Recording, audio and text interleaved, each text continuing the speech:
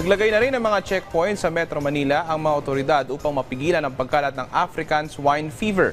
Bukod dito, may mga nakalatag din na checkpoint sa ilang lugar sa Laguna, Cavite at Batangas. May report si Clazel Pardilla.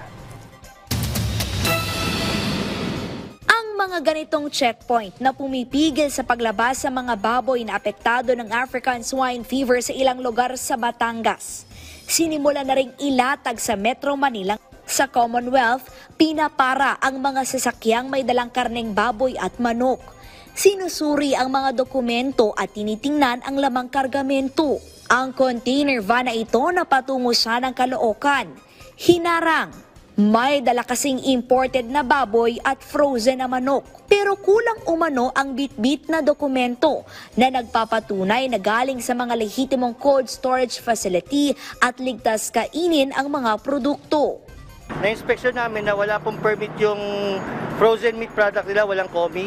Yung certificate of meat inspection po na galing ng NMIS pagka frozen. Pagka wala po sa amin i-present, ino-hold lang po muna namin. Binibigyan namin sila ng 24 hours para i-produce po yung permit. Then pagka once po na walang mai-produce na permit, antimano po, diretso confiscation na po, i-condemn po. Hassle kasi salit na makapag-deliver na kami, may ganito pang sitwasyon. Kung maaari pong ma-delay po yung yung supply po para supply po ng mga store. Nagpwesto rin ang checkpoint dito sa may barangay Paang Bundok, Laloma, Quezon City na kilalang lechon capital of the Philippines. Buhay na baboy ang karaniwang dinadala rito na ginagawang lechon.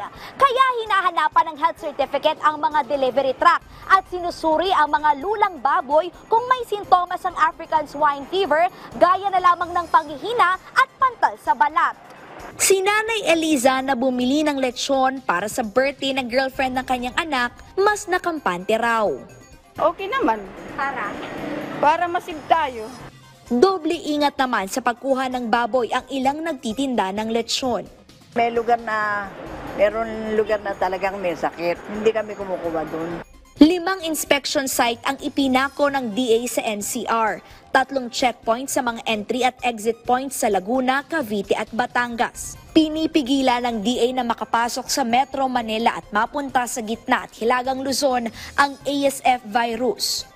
Kasi ngayon, meron tayong malakihang repopulation program sa Central Luzon, most especially Bulacan and Pampanga area. So we don't want to compromise yung ating repopulation program sa areas na to. Coming from Southern Luzon na meron tayong new infected zones. Sa Biyernes, inaasahang darating na ang 10,000 ASF vaccine na binili sa ilalim ng emergency procurement. We're expecting next week mag-start na yung controlled vaccination dito sa Batangas under this emergency purchase. Kaugnay nito, bumuo na ng Technical Advisory Group ang DA, isang independent body na magsasagawa ng assessment at review sa bakuna kontra ASF. Clazel Pardilla para sa Pambansang TV sa Bagong Pilipinas.